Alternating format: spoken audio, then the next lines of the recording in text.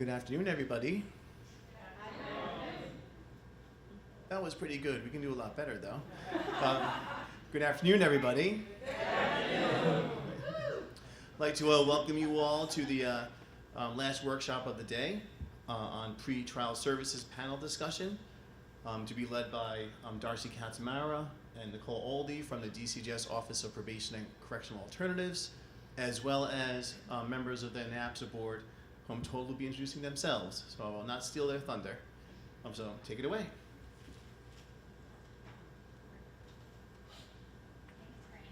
Thank you, Frank. Thank you all. We know we are the last thing standing between you and happy hour, but hopefully we can get everybody to participate and join this discussion. My name is Nicole Aldi. I am the unit manager for the Alternatives to Incarceration unit at the Office of Probation and Correctional Alternatives. So that's all I'm going to say about me because it's not about me. This is Darcy Katz-Marra, who also works in the Alternatives to Incarceration unit, and we are going to ask our panel to introduce themselves. And this is not working. Wait, before we do that, Oh. before we introduce, Oh, thank you. we actually would like to get an idea of who is in the room. Thanks, Nicole. We were talking at lunch about how many people have come up to the NIAPSA booth and said, really, what are pretrial services? Like, what is it that you guys do?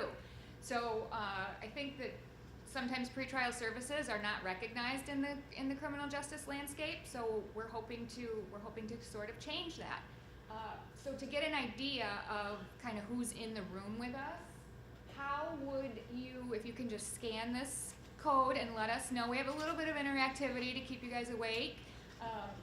How would you associate your career?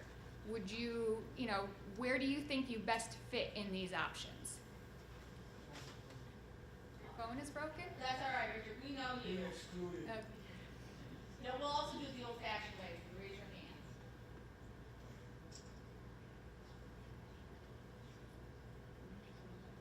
Yes. Bear with us. We're not able to, the technology wasn't set up quite the way we thought, so we're just going to show you. You can skip. Does it ask for a sign-in? No, this question is anonymous. No name, no person. We're associated with probation. Yep, so you just put your name there. You just put, not your name, your word. Oh, you're on the wrong one. You're on the wrong one. I'm sorry. No, thank you.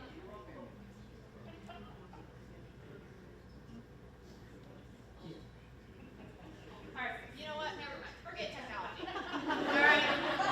We're going to forget it, right? Let's go back to when things that actually worked when you wanted it to work. How many pretrial? How many of you would associate yourselves as pretrial? 3, 4, 5? 5 of you. 6. I see 6. How about probation? Any probation represented in the room? Lots of probation. 1, 2, 3, 4, 5, 6. 6 again. Okay. How come your hands look so much higher than the pretrial ones? Looked like there was more of you. Christine, did you raise your hand twice? I did. I'm old. How about nonprofits? Any nonprofits in here with us? 1, 2, 3, 4, 5, 6. Okay. Ooh, we're like tied. And anybody other? Oh, wow. Lots of other. Well, I personally know some of those others are government employees, some DCJS employees. Anybody else that raised their hand for other that wants to volunteer? Any information about where they're? Yeah, thank you. I work with organizations that offer pretrial services and nonprofit research in this space in terms of incarceration literature. I've been looking at pretrial services now a couple of years. I've heard about it. All right, perfect. Thank you. Thank you. Okay. Darcy, I want to jump in. I want to ask you a quick question. I'm curious how many people are here today who didn't plan on coming, but based on this morning, our keynote speakers who said, step out of your comfort zone, come to something you wouldn't normally. Is anybody here as a result of that? Oh. All right. Sort of a shock. I heard there's prizes under the chair. Okay. And I'd like to note we're supposed to use the microphone. All right, great. Any law enforcement? Police, district attorneys, courts? Okay, got a couple hands coming around. All right, good. All right, then that is our poll. Thank you all, and we'll be doing more interactive like that. What's going on there? It's not working either.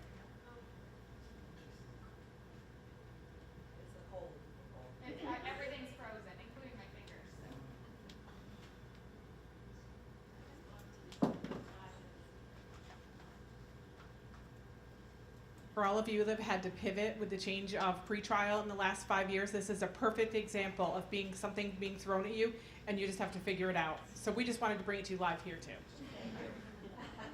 Yeah, it's coming. We're good. Thank you, Matt. Why don't we have our panel introduce each? Look at you guys did it. So but that's a little later on. But good job. Why don't I have our panel introduce themselves during this time when Darcy's figuring that out? So we'll go first with Stacey. Good afternoon, everyone. My name is Stacey Fusco. I work for Washington County Alternative Sentencing. My role here today is also as the president of NIAPSA. You may have seen me recently at the POA conference as well as out here at the booth. This is my second year at the conference. Love the opportunity to talk to anyone that has any pretrial questions, whether it's how does it work in your county, or what have you heard that works across counties, whether it's yours or someone else's. So please, if you haven't seen me yet, stop out at our booth. Please pop in, say hi, introduce yourself. I want to keep the microphone. Thank you. Hi, it's on. Hi, my name is Angela Beightol. I work for Niagara County Probation. I work with TASC and pretrial cases, and I'm glad that you decided to join us today. Hi, I'm Erin Martin. I work for Genesee Justice. We're underneath the Sheriff's Department. I'm also Region 3 Director for NIAPSA. Hi everyone, I'm Juliet Cappelletti. I'm with the Nassau County Probation Department, and I am the Region 2 Director as part of NIAPSA. Thank you all. All right, Stacey, take it away. So I'm just going to give you just a quick brief layout of how NIAPSA works. So as part of our board, you'll find myself as the president. Angela is the Vice President of Peer Connections. We're very fortunate in the crowd today. We also have Liz Saba, who's here from CJA. She's our Vice President of Policy. Secretary Sue Mori out of Washington County Alternative Sentencing. I'm current acting treasurer. A reason for that is I was treasurer, just stepped into the president role in May. So any volunteers, I'm looking to fill that role. I'll be here marketing for that too. Director at Large of Social Media and Communications. I'm going to pitch for that as well because it's another piece that we've added in that we're looking for. And last is going to be our Director at Large for Legal and Research, which is David Lowry. And again, you'll find here going to be the rest of our regional directors. I'm going to run through them fairly quickly. I know they're not here for the most part. We have Region 2, which is going to be the various counties listed. We have Andrew Cox out of CJA and Giles Maliko from CASAC. We have Region 2. We have Juliet Cappelletti, who's just introduced herself. So she's here at the conference. If you're from Region 2, please introduce yourself to her at some point. Region 3, we have Erin Martin, also sitting here and at the table out this next few days. Region 4, our director is Kathy McQuaid, who is not here. You can reach her through Dutchess County though. And Region 5, it's a very large region north of Warren County up to the Canadian border over a little bit. We are looking for someone there. So if you're from that county, know someone there, we're looking to fulfill that role as well. If you're in green in the 4th row, that's for you.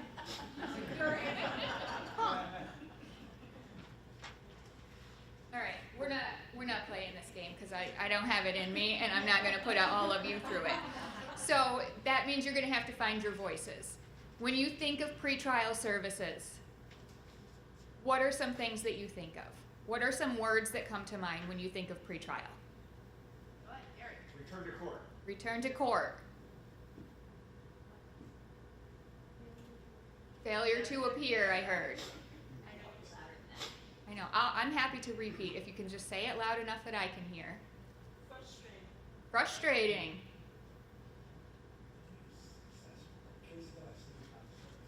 Successful. Awesome. Services. Bail reform. Bail reform. Big one. Thanks for nothing, Matt. Just for bringing that up. Yeah. Okay. Now, for those of you, we had several of you that said you were with probation departments. What are the kinds of things that you associate with probation? Is it supervision? Pretrial reports. Pretrial reports? Accountability. rehabilitation. Anything else? Anything else? Anybody from our back there is not in probation that wants to give it a whirl what their thoughts are? No? Okay, so you heard when our panel members introduced themselves that pretrial services in New York State are handled by many different types of agencies. In some counties, it's handled by the probation department. In some counties, it's handled by nonprofits. In New York City, it's been handled by nonprofits for decades, right? In some counties, it's handled by a government agency that is separate from the probation department. Erin, is under the guise of the sheriff's department out in Genesee County. So it's really different across the state. And sometimes I think that the role of probation and pretrial, particularly for those probation departments that are running pretrial, I think people tend to kind of sometimes think about those roles as the same. And parts of them are the same. I heard, some terms that you guys threw out for probation and pretrial were sort of similar, but there's also some fundamental differences. And I would say that the one thing you'll see on this slide, which we borrowed from Advancing Pretrial Policy and Research, is that in a pretrial case, there's a presumption of innocence.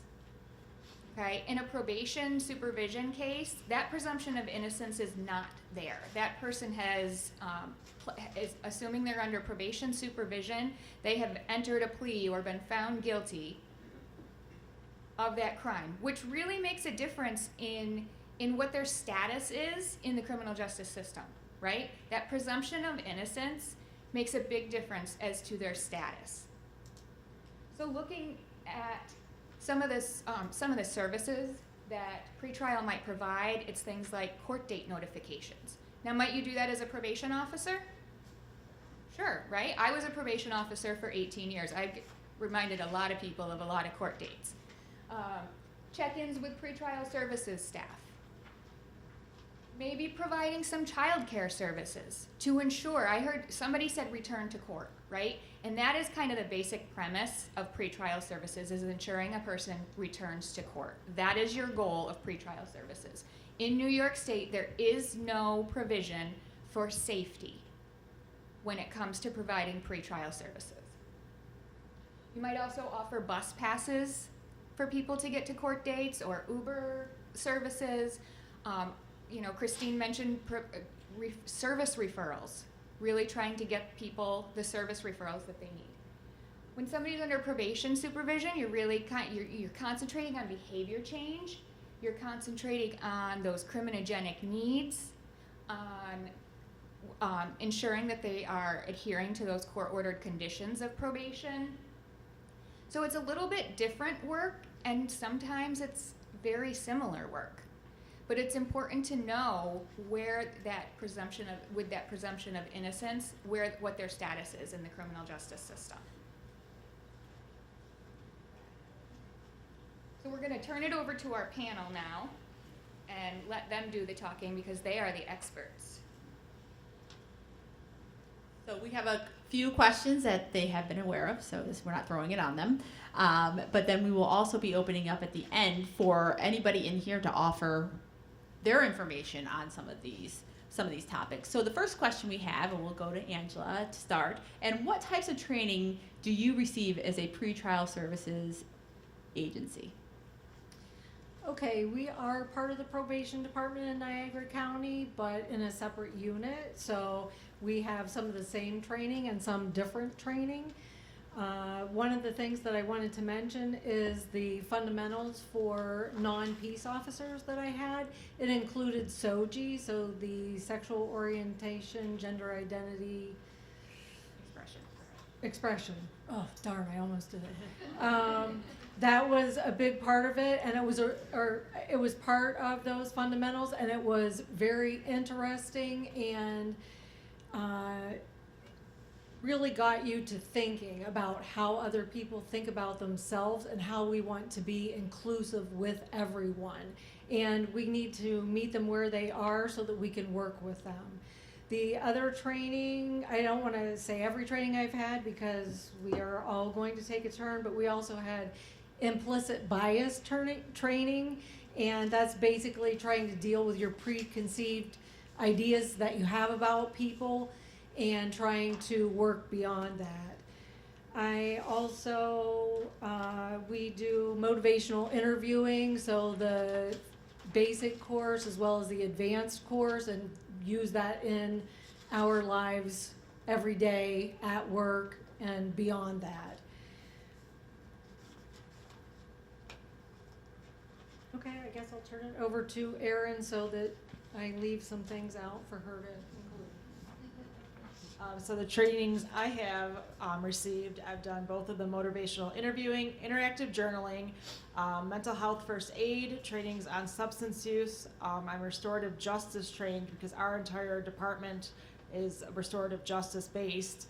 I'm also a certified pretrial professional, Narcan, first aid, CPR, AED, and stop the bleed trained.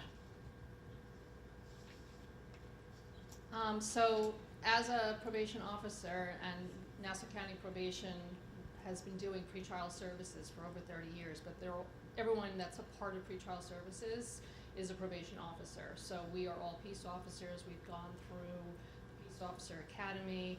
Every year there's 21 hours of continuing training that everyone needs to participate in. And everyone in our department has freedom to pick and choose among the different things that come through our way, whether it's DCJS or different agencies that we're connected, our training unit is connected to, that get shared. For those that, we specifically set up our pretrial program separate and apart from our main office so that we could speak a different language and wear a different hat. So pretrial services in Nassau County is actually located in a satellite office in our district court. And so the hardest thing for everyone that moved from our main office where they were doing either pre-sentence investigations or supervision was changing that hat. And so in addition to those trainings, which of course we continue to have to do and need to do and should be doing, along with our HR trainings, some of which have been mentioned here, I specifically had everyone that joined me do specific pretrial trainings. So APPR has been a great resource. They have a probation versus pretrial webinar, I believe it is, that you can watch. And NAPSA, which is the National Association of Pretrial Agencies, I'd say it's the main one across the country recognized for pretrial work. They also have historically provided trainings, and more recently with a new director, I feel like they're stepping up different things that they're offering. They also provided, which I meant to bring and I forgot, a whole long 50-page summary of probation versus pretrial, extending on what Darcy initially spoke to in the beginning. What that looks like. It's literally like 50 pages long, talking about the differences between the two to help make sure that probation officers are clear there's a different mission and we have a different role and wearing a different hat. And everything they said. No. The only thing I'm going to add is not less about specific trainings, but more about, I know in our office we have a 40-hour requirement. So we are always trying to find different places. So whether you sign up for interactive journaling, very often they have online trainings that they offer through them. So even though you've already maybe completed it, there are different sessions of trainings that they offer through them. There are Justice Clearinghouse is another one that offers an awful lot of webinars online. Their subscription for them is a very reasonable price. So just finding those other places. I've signed up for every listserv I can with DCJS to receive every sort of training opportunity that's out there, of which 98% doesn't apply to me. But that 2% that does, it's very useful. And I know that 98% is still applying to a lot of other people. So just because it doesn't apply to me most of the time doesn't mean there isn't something in there for me or for you to find. So I'd encourage you, if you haven't yet, sign up for all of their listservs for all of their trainings that take place across the state. Thank you. Thank you very much. So with that, I'm wondering what gaps in training, and I hear a glaring one, maybe that is for all, but maybe one person up there, but could you tell me any gaps in training or anything that you need to help do your job more proficiently? part of what we do in Niagara County is address checks. And so we're going out into the community, and it seems that defensive tactics would be a really good thing to add for us. And we did not plan that. Go ahead. I would definitely agree. We were in a building alone with no metal detectors, nothing, for 8 years. So the first 8 years that I was there, I pushed for metal detector, a former CEO, former law enforcement, somebody. We knew the new jail was coming. I sat on the committee in 2017 to give what we needed. And the new jail was built, so last year we moved in there. So now we do have metal detectors and somebody. I mean, I just actually witnessed it in court. It was not our people who were involved in the court process. It was actually their families. It was the last Tuesday, and I just sat there shocked. So, I mean, I kept saying it's going to be the person you least expect. And definitely I agree with what Angela was saying and what Nicole just said. You know, having that training. I know for our HR, active shooter training was huge. So we had one of our sergeants and one of our probation officers do that, and everything they said, I swear it's stuck in my head somewhere that, you know, there's certain things that are in my office just in case, because they gave us ideas, and you don't want to go there. But unfortunately, like I said, it's more than likely not going to be the person I'm working with. It's going to be the family member who just does not understand the whole process. Thank you. Anybody else? We're good? Good. I'm going to add one other thing to that. As far as gaps, I would say one thing that I've talked with people across the state where there is a gap is actually just case notes, which I know is a far cry from the public safety part of things, but they do come into play at some point in time in the future where case notes, there's no standard for them at this point in time. And if you've ever worked in an office with multiple people, you will find they vary across the board. So if I'd ever want to see anything from DCJS, I'd love to see some sort of training on case notes, because again, you probably see a bulk of them in some capacity over the years. So there's my 2 cents on where I'd like you to go with it. Thank you. Thank you all. Oops, I'm going the wrong way. All right, so with that, the next question, and we're going to have Erin start off, is what are the most prevalent needs of the clients that you see, and is your community and what you have able to meet these needs? So with the new jail, we previously were attached to the old jail and directly across the street from our two biggest courts, city court and county court. So it was very easy for somebody to walk across the street when that's majority of your clients coming directly across the street. We're now 3 miles out. That put a huge damper on how do we go about addressing the people who do not have a vehicle. I mean, we're in Western New York, the weather changes. So we worked with, we have one bus route. It did not go very far. So the jail is not part of the stop, even though the health department is also there. But if the individual asks the driver to stop, they will. So there's that, so it's working. We got bus passes. I have also made sure that there's a certain judge. We have multiple clients there. I'm in court. I'm sitting there because I can meet the person outside in the hallway. Is it convenient? Not always. Will I do it? Yes. When we're already having somebody take an Uber 2 hours away to get to that court, yes, I will be there and I will do that. Substance use treatment, mental health treatment, housing is a huge, huge thing. We have so many people who are lacking some sort of stable housing for multiple reasons. When you're living with somebody who also has a substance use or an addiction and you're being told you can no longer use, that changes everything. And that's the one thing. The first three we can help with very easily. The last one is definitely far more difficult. We do not have a homeless shelter in Genesee County. We have one in Monroe County, one in Erie County. So then I've got a child, DSS, no, you can't just ship them out because their conditions say they need to remain in the county. So what are we doing? Where are we going? So that is something that, again, I've been on that board since 2016, advocating for a homeless shelter of some sort within the county, or there's 3 counties that are working together.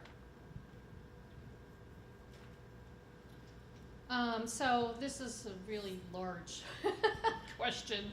I think what I want to just say is that the needs, I think, are lot of them are common sense. Since bail reform, which is 5 years now, I think pretrial service agencies, we all agree, we suddenly had a lot more needs showing up at the door because a population of individuals who previously had not been released were now being released, and predominantly they were being released to pretrial services as opposed to on their own, because that became the choice the judges were faced with. So I think that's such a huge question about needs, because there's so much there.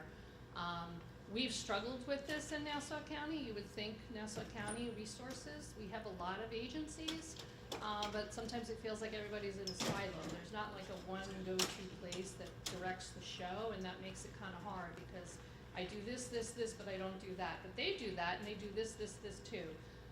So what we tried to do, and we're getting there, but we've been through 3, was to get a resource navigator so that we could hand off our defendants that have a need of one thing or another. We have a registration form, we have a page 2, which has a bunch of different services, and we literally ask the individuals coming to us to please tell us what your needs are. You've been sent to pretrial services, what can we assist you with? And between that and then the assessment the officers do of their registration form, anything that's striking as a flag, charges, rap sheet with 3 DWI arrests, we were sending to a resource navigator who we were fortunate enough to have through one of our nonprofits in the county. They hired this person on a grant, and it was to work with us. So that person is our continuum of care, and we hand off to that person, and they figure out where they're going to go, because there's such vast needs with so many different agencies. And with the volume of cases, we don't have time to learn and figure out all those pieces. Unfortunately, we're through our 3rd person now, so now they're looking for someone else to fill the job. But so what we did was literally just, we have forms for every agency of a variety of things. But I feel like it would be great if there was like just one central, if we could get to a place where there's one central person that becomes the navigator in each county, and they're the experts in knowing who's providing what. So I know we've listed off a lot of things that are pretty common for all of us across the board. So the one thing that I have found is less about what the need is, but more about what all of you are doing in your counties. I live in a small agricultural county, so my resources are a whole lot less than Nassau County is going to have.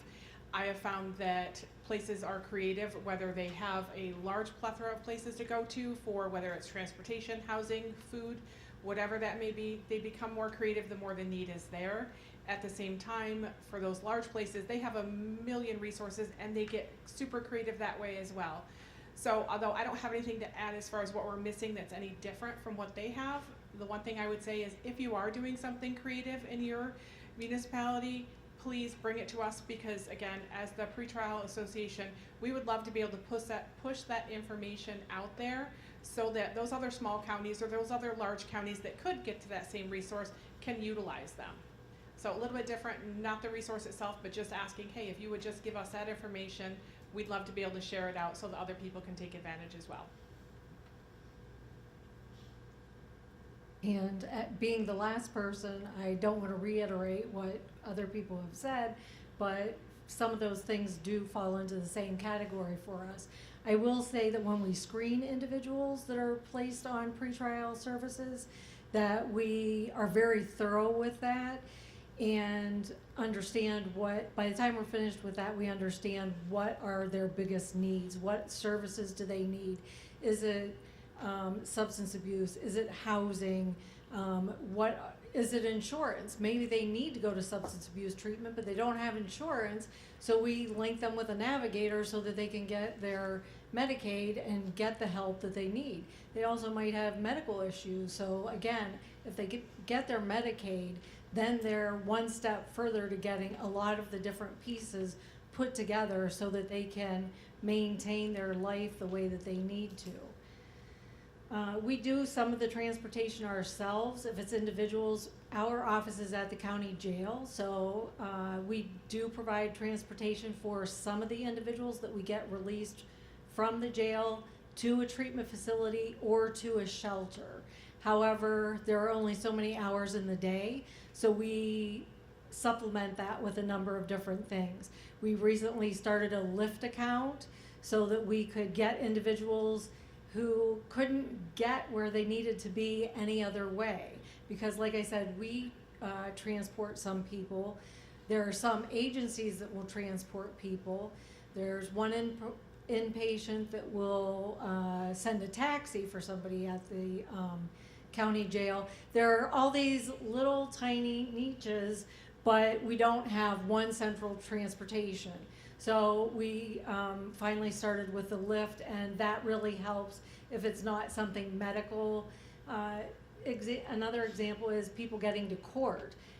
There's not really a mechanism, and the bus line where we are, the biggest courts are in Lockport, North Tonawanda, and Niagara Falls. And if somebody lives in Lockport and they need to go to court in Niagara Falls, it's a slim chance that they could do that, because the way the bus runs in this rural area, unless you're really on top of your game, and a lot of people aren't familiar with the bus route, they're just not able to pull that off. So we're trying to find different ways that we can facilitate transportation where there isn't any yet. So that's still something that we're working on. I would say residential mental health facilities are definitely something that we need more, not in just our area, but in the region overall. OPWDD does a lot, but any type of mental health residential facility or halfway house or anything that would deal with that. We have DV housing, we have a lot of different types of housing, but the mental health seems to be where it's a little bit lacking, so we could definitely use some of that. Thank you very much.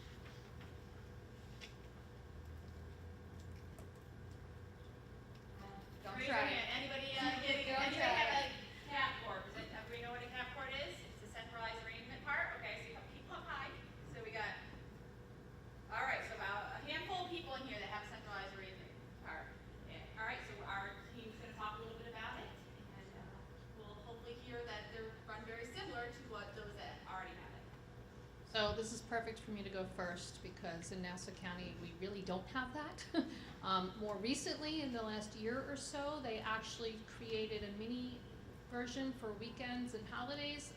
Nassau County has 2 cities, Glen Cove and Long Beach, that run their own courts that sometimes overlap with our county court depending on felony charges.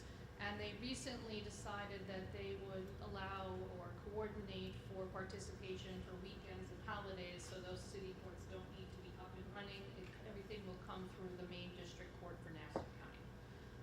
But it's only a handful of cases, and really the only impact on us was it created a docket issue, because the dockets that come through district court are CR dash, and Long Beach and Glen Cove have their own numbers. So a little confusion with that, but nothing that we couldn't rectify, just having that conversation with everyone. So do you know, in every crowd, there's always that person who can just talk and talk and talk on a subject? This is mine. So in Washington County, we do have CAP. We were actually the second one established in the state, and we were established, unfortunately, due to a lawsuit against us regarding not representation during arraignments. So from that, our CAP was born, and of that, I was the one who started our pretrial agency CAP program now. It is my baby. I absolutely love it. We went from numbers running around maybe 15 open cases of pretrial at a time in our county to currently running about 125 at a time right now. And that is in large part due to we are at every CAP appearance now. So our office, again, I created it, so I took the first shot at this. I work a split shift, 6 a.m. to 10 a.m., 5 p.m. to 9 p.m., 5 days a week. And of that, 2 days are a weekend, every other weekend. I have another staff member who's the alternate of that. It was wonderful that he agreed to take it on, but from that, we are present at every arraignment that is a felony. We are present at every arraignment that contains an order of protection. So it is nice because we're there at that point to be able to not only give a release assessment to the court, but we're also there to offer another alternative. From that, there has been a great deal of information that is passed throughout the county on pretrial and what it can be. And the county has done a great job at building up our program. If you have an opportunity to do a CAP, I'm more than happy to talk about how pretrial works in that. Again, it's been a great thing for us for numbers. It's been a great thing for alternatives, and from that, again, we've born out of that DV programs for post-sentencing. We've born out of that several different release under supervision categories, electronic monitoring, weekly contacts, kind of all of it. But again, that all came just from having a CAP court. So CAP is a wonderful thing if you get the chance. Just figure out your schedule, maybe a little bit friendlier than mine is. So as I've mentioned, our office, the pretrial office, is located at the county jail in Niagara County. And it just so happens that CAP court is also at the county jail. So it works out really well logistically that we can have someone there for morning CAP. We do not have someone covering the evening CAP. However, since that's covered by town court judges, there is definitely issues with docket numbers and things like that. And the town court judges rotate. So when a case comes in, it might be a case for that particular town court judge, but it's more likely to be for a different one of the town courts. So there's a little bit of issue there with the communication between the CAP court and the court of jurisdiction is what I'm trying to say. But I will say that the best communication is with our office and the county jail, because if someone is released to our supervision for pretrial services, we have the input from the jail so that we can either screen them right there before they leave, or we can give them an appointment card and they can they'll know where they're supposed to be and when they're supposed to be there. So there are a lot of things that work out really well with CAP court.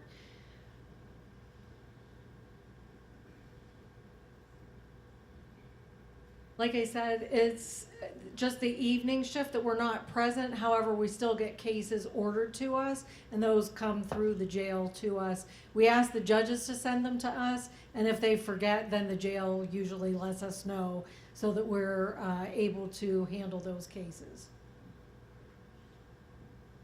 Okay, so in Genesee County, Monday through Friday, with the exception of holidays, is at Batavia City Court, and one of the two judges runs it at 9:30 in the morning. Any holidays and then nights and weekends is conducted at the jail. We have a whole separate area for CAP courts. So weekends, it's 2 times a day, and holidays, it's 2 times a day. Varies depending on the judge. So we see more call-ins from our town judges. We see more, which we refer to as pretrial release. We see more RUS from our Batavia City judges. What else can I tell you? We are not present at any CAP court arraignments. If they are incarcerated, then the defense attorney has to reach out to us and request a risk assessment. If they are released to us and we're opened, they have to meet with us directly after court. If it's done the night before or over the weekend, they need to report between 9 and 11 a.m. to our office to complete intake paperwork. I, again, push for that because for me, getting that information immediately, phone number, address, so I can speak with them, remind them of their next court date, that's gonna decrease failure to appears. I will also say what I have seen in Genesee County is my most unsuccessful cases are actually my call-in onlys. Because it is by far the people who I have returned on bench warrants for a second time, third time, is the call-ins. Thank you. And we're gonna round out the afternoon in kind of discussing how is your county spending the pretrial award money that's distributed by DCJS to each of the counties for the last for the last 3 years. Stacey? I'm gonna ask something of the crowd. How many of you know exactly what she's talking about with that? Oh, more than I would have thought, right? That's good. Do you want to give a quick rundown of what it is? So, I'm gonna just pass it right back. So just very briefly, because this is Yeah. where we get the interaction too. Yes. In 2022, Governor Hochul put in the budget with bail reform to help fund pretrial services agencies, since they became part of the legislation for bail reform and requiring every county to have a certified pretrial services agency. So every year, including this year, so those that are waiting, the award letter's coming, I promise. Matt has assured me. Money is distributed based on arraignment types, and those monies go directly to the county, and they are to support pretrial services agencies in their county that are certified with the Office of Court Administration. Thank you, I appreciate that. And the reason I wanted it explained is in our county, we often hear from from our supervisors, we often hear from them about unfunded mandates. So any additional money that we get is wonderful, because it not only gives our office a chance to say, hey, wait, these are things that we want that are additional that we've never asked for, because in a budget, you're trimming down everything and you're asking for the least amount. So when you get this, for our office, we're always saying, okay, what are those things that we really want to reach for? We don't always get to reach them, but it's nice to have that dream for a bit. So some of the things that we've done that we've spent our money on, most often it's overtime. So we're a 35-hour-a-week agency. So having a cap that takes place twice a day means having people with not only a split shift, but that means that person's never in the office. They're not really providing any direct services. So you're trying to find how to do all of those things within a 35-hour week.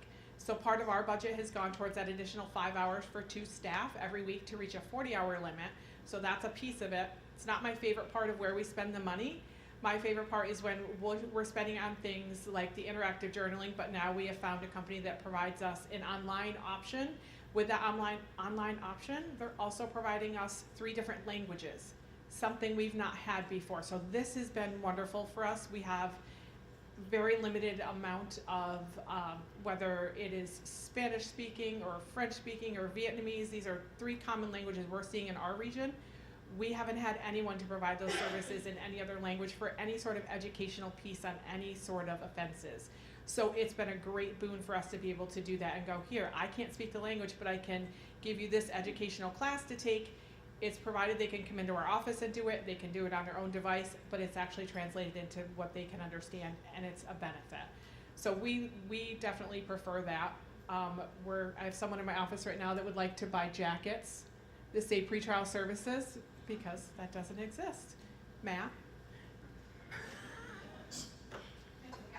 I know. So there's a wealth of things that these guys are going to come up with. I will let them talk about theirs. That is the one that I'm just the most excited about, is actually having that opportunity for that. Not the jackets, to clarify. Is that what or is it? His is the jackets. Mine is the other program. Just clarify. I know. We're so grateful for the funding, and we have lots of ideas and have already put a lot of them into practice. One of the things that I mentioned earlier was address checks. So that we use some overtime money so that one of the ATI specialists and 2 probation officers will team up and go out and check addresses. And any of you that work in probation know that sometimes that address is correct and sometimes is a vacant building or is an empty lot or whatever the case might be. Or the person told us they live 2 doors down from the gas station. Well, could you be a little bit more specific? So it's really good that we are able to go out and do that and verify where these people are. It's also nice because it is different than a probation home visit. We're not going into the residence. We're not searching or anything. We're just verifying their address. But we at least get to see them in their own environment, and that gives us an idea of, it gives us more information so that when we're working with them, that we have the big picture of what's going on. It gives us all the puzzle pieces. And sometimes we will show up for an address check and someone will come to the door and it's just like, oh, there are two of you here. It might be a mother and a child or siblings or something like that. And we actually went to see one of the people and somebody else was there as well. So that just kind of happens. But I think it's really great that we have that opportunity to go out into the community and see them and can speak with them outside of the office if there's anything that they need to bring up or if there are any safety issues or anything like that. The other thing that might not sound like a big deal, but it really is to us, is we use some of that money to attend conferences. So we have not had a lot of funding to do that in the past, and each person in our unit didn't even get to go to one conference. And now I'm trying to send 2 people to any conference of their choosing. So maybe it's drug court, because we also sit in on drug court for the TASC portion of what we do.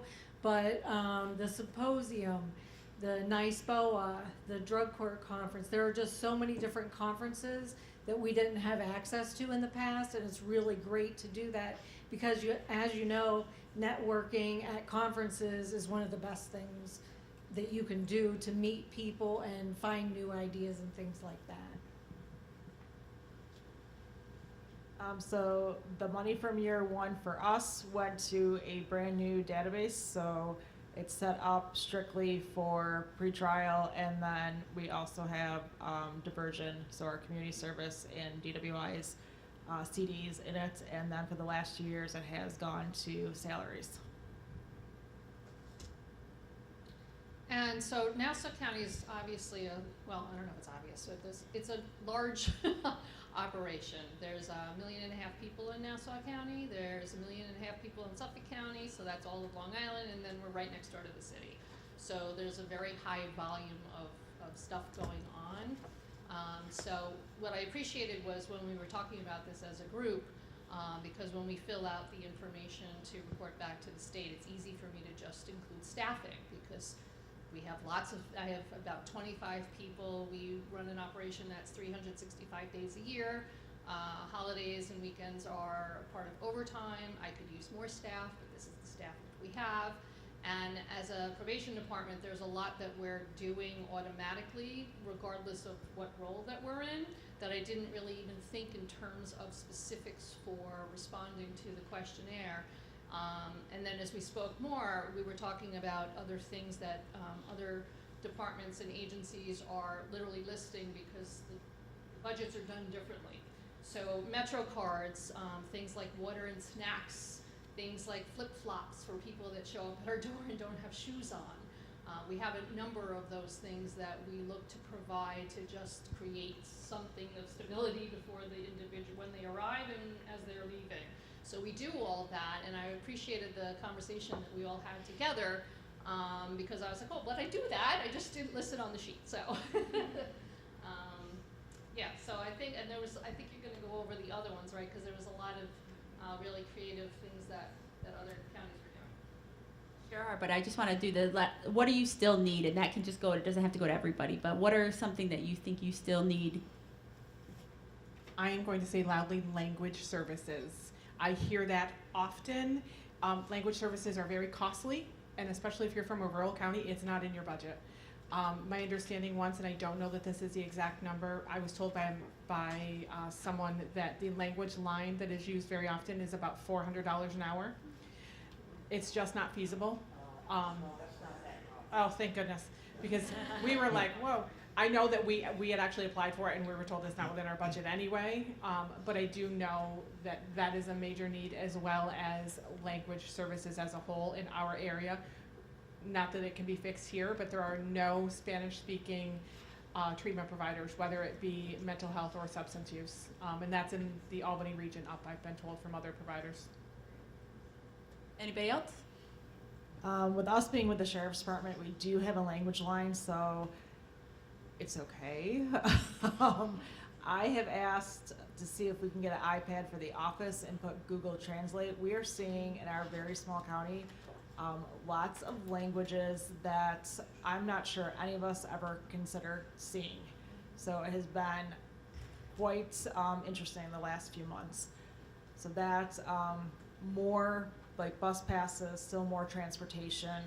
I would love to, see other services for my clients. Just, I keep saying, my biggest thing is I feel if we could be more proactive than reactive, we would get further. So I'm not sure totally what the answer is at this point, but I would love more services for my clients to really ultimately change lives so we can make a difference.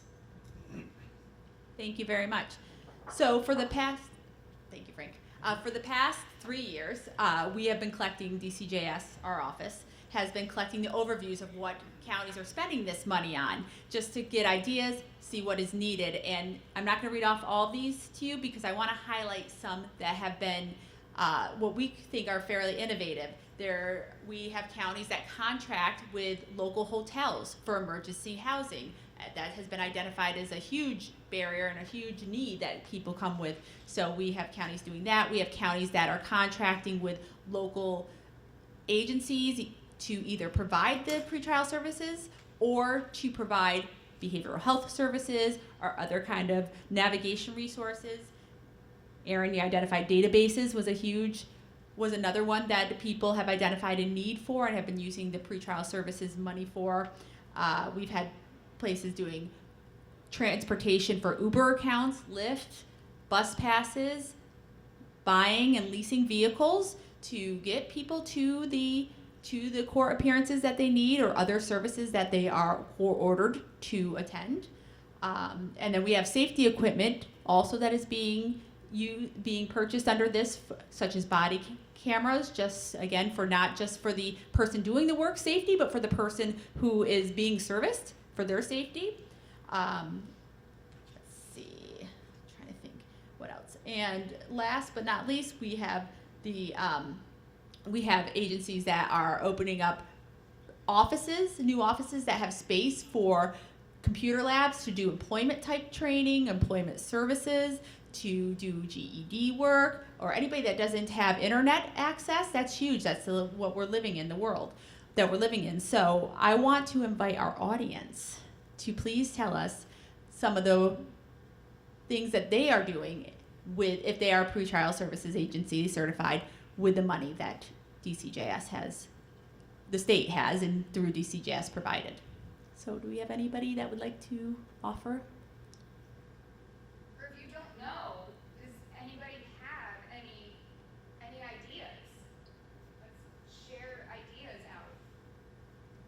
A huge one that we're seeing is staffing. And I just want to put this in your head to maybe perhaps ask, is through other fundings before these awards, there was staff that was paid to do this work, correct? Now, granted, the scale has become larger, but people were paid somehow to do this work. And we hear staffing, and we see a lot of the money going towards there. So what is going on with the other money that was there to maybe help provide other services? So just bringing that to the county and just taking that to see what can we do with this that will be beneficial to everybody to do the work. So that is huge, and staffing is the number one piece that we have seen. EM is another one where a lot of electronic monitoring services have in most of the counties I've spoken to, the number of electronic monitoring cases has skyrocketed. So, and that's being used not only for pretrial, but also for some other diversion services, drug testing equipment, because often that is a court order. We've talked about interactive journaling, so cognitive-based interventions is a huge one that has been utilized by many of our agencies. And then again, the general participant needs where they have food that is available for people to take home if they're hungry, or clothing for court appearances, or personal hygiene products. So just those small things that can really set a person up to be more successful. So anybody want to add anything to that? Yeah, go ahead, Richard. I see successive programs that are built on networks of relationships with local organizations or nonprofits, like Choice New York works with us, and Choice Nation. One of the case I want to bring up is the opportunity you've caught in Westchester, for example, built on this network of collaborations with nonprofits. So that handing on, that soft handing on mentioned, It's usually done to a credible messenger or somebody like that that does the navigating. And he sees that those collaborations have greater efficacy. I have a question though. Does these programs and services work better for a particular demographic though? You have more success with younger offenders or seasoned offenders? It's a thing that really bothers me. Unfortunately, we've been through a few individuals that have gone on to different jobs. Oh, thank you. So we really, I wouldn't be able to answer that question yet because we haven't had a long enough stretch to be able to look at what that looks like. But we are obviously collecting how many individuals were referred, how many individuals in fact connected with the resource navigator, how many was the resource navigator able to connect with when this person, because we try to put responsibility in the person's hands. It's on the paperwork that provides the information. It's clear this is a CSW that you're calling. It's not a probation employee. But when they don't call, this individual was trying to connect with outreach. And then, of course, after they meet with them and send them somewhere, how many follow through with that? How many follow through with what the treatment agency or wherever they were connected to was their follow through? But again, we've had so many bits that we're not at that point. Hopefully the next person that signs on won't leave and we'll be able to connect all those dots. Yeah.